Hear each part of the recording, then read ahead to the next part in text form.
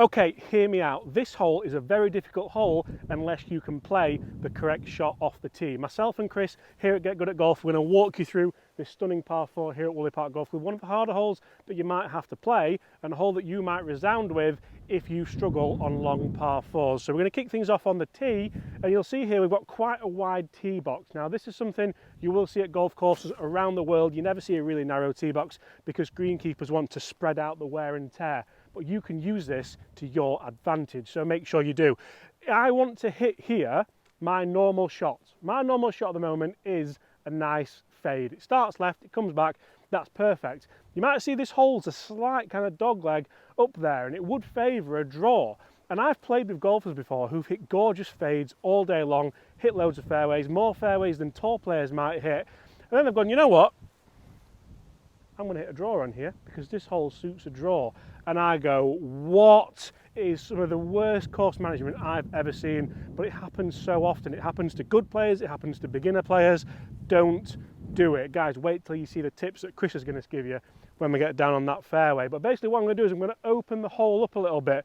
So rather than coming standing right over to the left-hand side for my fade and then aiming down the left-hand trees, I'm going to say, right, I'm going to go over to the right-hand side of the tee box because that actually opens the hole up for me. I'm going to go as far over here as I'm comfortable with.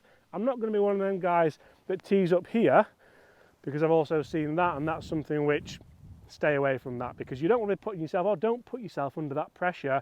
You are not that guy or girl. So from here now I can aim down the left-hand side of the fairway. That's a key that I'm going to do. What have I not said there, guys? I haven't said I'm going to aim in the left-hand rough. I haven't said I'm going to start the ball over that tree line there, because how many times do you do that and the ball goes dead straight? Now, if you hit the ball dead straight, you still want the ball to finish around the fairway, on the fairway ideally.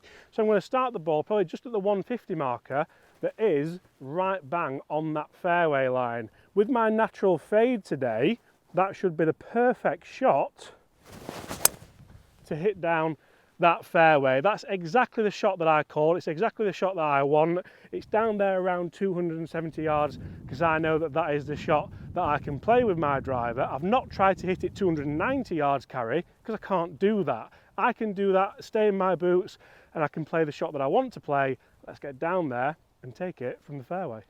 Right guys, the first thing you want to do when you're down in the fairway is get your rangefinder out. You'll have seen here on the flyover of this hole, it does actually go a little bit uphill towards the flag. So we want to make sure we're getting that number and starting to see that this is 169, but it's actually playing 175. So one big thing is knowing the slope on your golf course and knowing how that's going to affect what club you are going to pick. So for me at 165, normally that would probably be an A time for me, but that's going to probably carry around about 155, which would be no good for this shot. We know this green has got 3 tiers on it, that's right at the back, so I'm going to have to go up maybe a club or a couple of clubs. So I'm going to go to my bag now.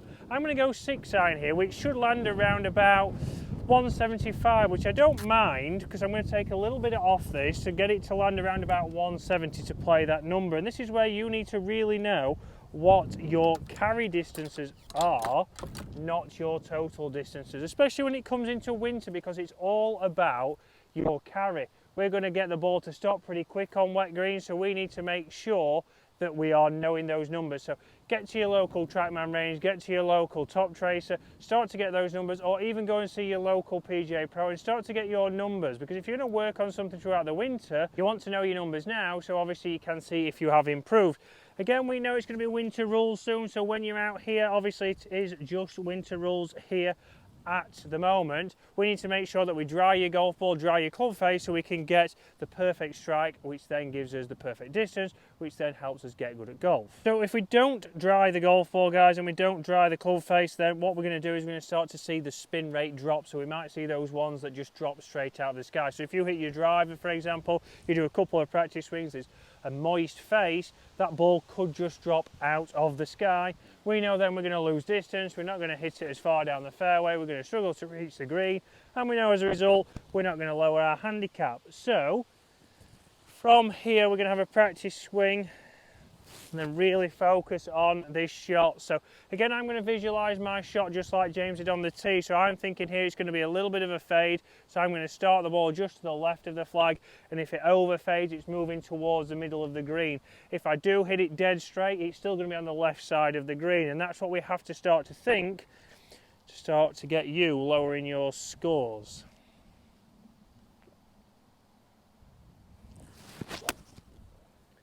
Yeah, great shot. Fading back nicely there. That should just catch the left side of the green. That should leave us a nice putt there, which James is going to talk you through now. Also, guys, a couple of things that Chris didn't do there, which I think is fantastic. And a lot of people talk about what to do, but not what not to do. So first of all, with the practice swing, you didn't start brushing the grass because there is dew on the ground and that's going to add moisture back to the club. You don't want the guy who's going back to your buggy to dry that, but you don't want to just get on with it with a wet face because, as Chris said, the ball might drop out of the air. Also, he's not mentioned the huge bunker on the right-hand side, but that's actually quite a trick of the mind, because if you stand up it and go, right, just don't go in that massive bunker, please don't go in the massive bunker, guess where you're going to go? In the massive bunker. So guys, you can see just pitched at the back of the green, which was, well, would have left it pin high. It's just ran through the edge of the green.